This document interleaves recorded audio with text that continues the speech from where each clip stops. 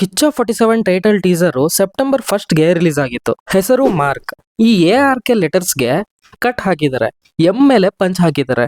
ಈ do not cross, ಈ ವಿಲನ್ಸು, ಸುದೀಪ್ ಅವರು ಪೊಲೀಸ್ ಆಫೀಸರ, ಈ ಎಲ್ಲ ವಿಚಾರದ ಬಗ್ಗೆ ಈ ವಿಡಿಯೋದಲ್ಲಿ ಮಾತಾಡೋಣ.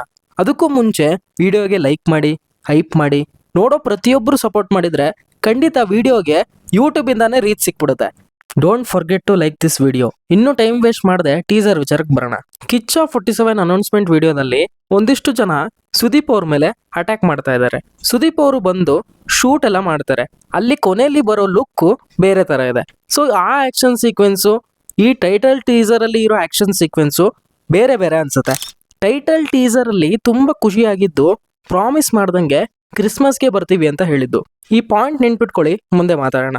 ಈ ಎನ್ವಿರಾನ್ಮೆಂಟ್ ನ ನೋಡ್ತಾ ಇದ್ರೆ ಹಳೆ ಪೊಲೀಸ್ ಸ್ಟೇಷನ್ ಅಂತ ಅನಿಸ್ತಾ ಇದೆ. ಯಾಕಂದ್ರೆ ಈ ಫ್ರೇಮ್ ಅಲ್ಲಿ ಇಲ್ಲಿರೋ ಡಾಕ್ಯುಮೆಂಟ್ಸ್ ಅಲ್ಲಿ ಪ್ರಾಸಿಕ್ಯೂಷನ್, ಪೊಲೀಸ್ ಅಂತ ಕೋರ್ಟ್ ರಿಲೇಟೆಡ್ ಕೆಲವೊಂದು ಟರ್ಮ್ಸ್ ಗಳು ಈ ಪೇಪರ್ ಅಲ್ಲಿ ಕಾಣ್ತಾ ಇದೆ.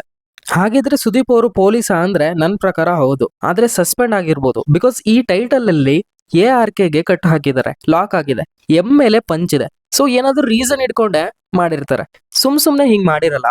ಬಿಕಾಸ್ ಎಷ್ಟೊಂದು ಸಿನಿಮಾಗಳಲ್ಲಿ ಟೈಟಲ್ ಅಲ್ಲೇ ಒಂದಿಷ್ಟು ಕತೆ ಸಿಗತ್ತೆ ನಮಗೆ. ಸೊ ಹಾಗಾಗಿ ಆ ಟೈಟಲ್ ಡಿಸೈನ್ ನೋಡಿ ಸುದೀಪ್ ಅವರು ಸಸ್ಪೆಂಡ್ ಆಗಿರ್ಬೋದು ಅಂತ ಅನಿಸ್ತು. ಮತ್ತೆ ಸುದೀಪ್ ಅವ್ರ ಕ್ಯಾರೆಕ್ಟರ್ ನೇಮ್ ಬೇರೆ ಅಜಯ್ ಮಾರ್ಕಂಡೇಯ್, ಎಷ್ಟು ಪವರ್ಫುಲ್ ಆಗಿದೆ. ಈ ಹೆಸರು ನೋಡಿದ ತಕ್ಷಣ ಅನಿಸ್ತು ಇದ್ರಲ್ಲೂ ಕೂಡ ಪೊಲೀಸ್ ಆಫೀಸರ್ ಇರ್ಬೋದು ಅಂತ. ಈ ಶಾರ್ಟ್ ಅಲ್ಲಿ ಡು ನಾಟ್ ಕ್ರಾಸ್ ಅಂತ ಇದೆ, ಮೇ ಬಿ ಕ್ರೈಮ್ ಸೀನ್ ಇರ್ಬೋದು.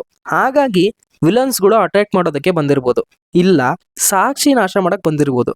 ಅದಕ್ಕೆ ಸುದೀಪ್ ಅವರು ಅವ್ರಿಗಿನ ಮುಂಚೆ ಅಲ್ಲಿಗೆ ಹೋಗಿ ಎಲ್ಲಾ ಕೆಲಸ ಮುಗಿಸಿ ಮಲಗಿರ್ಬೋದು. ಒಂದ್ ಆಂಗಲ್ ಇಂದ ನೋಡಿದ್ರೆ ಹಿಂಗ ಅನ್ಸುತ್ತೆ.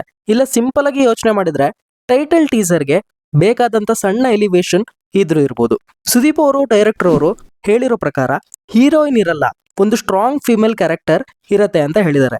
ಸೊ ಹಾಗಾಗಿ ಆ ಫಿಮೇಲ್ ಕ್ಯಾರೆಕ್ಟರ್ಗೆ ಆಗಿರೋ ಪ್ರಾಬ್ಲಮ್ ನ ಸಾಲ್ವ್ ಮಾಡೋದೇ ಮಾರ್ಕ್ ಪಾತ್ರ. ಹೀಗೆ ಇದ್ರೂ ಇರ್ಬೋದು.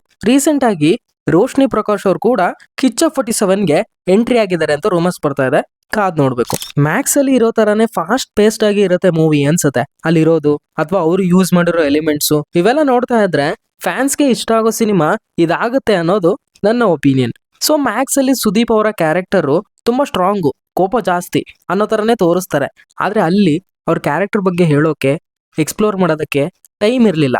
ಒಂದಿನದಲ್ಲಿ ನಡೆಯುತ್ತೆ ಸ್ಟೋರಿ. ಹಾಗಾಗಿ ಈ ಮಾರ್ಕ್ ಸಿನಿಮಾದಲ್ಲಿ ವಿಜಯ್ ಕಾರ್ತಿಕೇಯ ಅವರು ಸುದೀಪ್ ಅವರ ಪೊಟೆನ್ಶಿಯಲ್ನ 100% ಯೂಸ್ ಮಾಡಿರ್ತಾರೆ ಅನ್ಸುತ್ತೆ.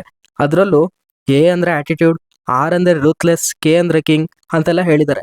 ಕಾದು ನೋಡ್ಬೇಕು. ಇನ್ನು last point, release date December 25 mark, December 12ಗೆ ಡೆವಿಲ್, ಡಿಸೆಂಬರ್ 25ಗೆ 45. ಕನ್ನಡ ಇಂಡಸ್ಟ್ರಿಗೆ ಫಿಲ್ಮ್ಸೇ ಬರ್ತಿಲ್ಲ ಅಂತ ಹೇಳ್ತಾ ಇದ್ವಿ, ಬಂದ್ರೆ ಹಿಂಗ್ ಬರ್ತವೆ.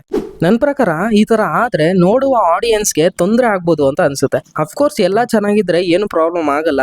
ಆದ್ರೆ ಕೆಲವೊಂದು ಊರುಗಳಲ್ಲಿ ಸಿನಿಮಾಗಳು ಕಮ್ಮಿ ಆಗಿ ಒಂದೊಂದೇ ಥಿಯೇಟರ್ಗಳು ಉಳಿದಿದಾವೆ, ಅವರಿಗೆ ತೊಂದರೆ ಆಗ್ಬೋದು. 2 ವೀಕ್ಸ್ ಗ್ಯಾಪ್ ಇಂದ ಬಂದ್ರು ಮ್ಯಾನೇಜಬಲ್. ಆದ್ರೆ ಒಂದೇ ದಿನ ಬಂದ್ರೆ ತೊಂದರೆ ಆಗ್ಬೋದು ಅಂತ ಅನ್ಸುತ್ತೆ. ಇನ್ನೂ ಟೈಮ್ ಇದೆ, ಬೇರೆ ಬದಲಾವಣೆಗಳು ಆಗ್ಬೋದು. ಸಿನಿಮಾಗಳು ಪ್ರೀಪೋನ್ ಕೂಡ ಆಗ್ಬೋದೇನೋ, ಕಾದು ನೋಡ್ಬೇಕು. Don't forget to like this video. Teaser review ಬಗ್ಗೆ ನಿಮ್ಮ ಒಪಿನಿಯನ್ ನ ತಿಳಿಸಿ. ಅಂಡ್ ಇದು ನನ್ನ ಒಪಿನಿಯನ್ ಅಷ್ಟೇ, ಇದೇ ಕರೆಕ್ಟ್ ಅಂತ ಅಲ್ಲ. ಚಾನಲ್ಗೆ ಹೊಸಬ್ರಾಗಿದ್ರೆ ವಿಸಿಟ್ ಮಾಡಿ. ಒಳ್ಳೆ ಕಂಟೆಂಟ್ ಇದೆ ಅಂತ ಅನ್ಸಿದ್ರೆ ಸಬ್ಸ್ಕ್ರೈಬ್ ಮಾಡ್ಕೊಂಡು ಸಪೋರ್ಟ್ ಮಾಡಿ. ಮತ್ತೆ ಯೂನಿಕ್ ಕಂಟೆಂಟ್ ಜೊತೆ ಸಿಗ್ತೀವಿ. ಅಲ್ಲಿವರೆಗೂ filmy stuff by Nehal channel ಕಡೆಯಿಂದ ಬೈ ಬೈ.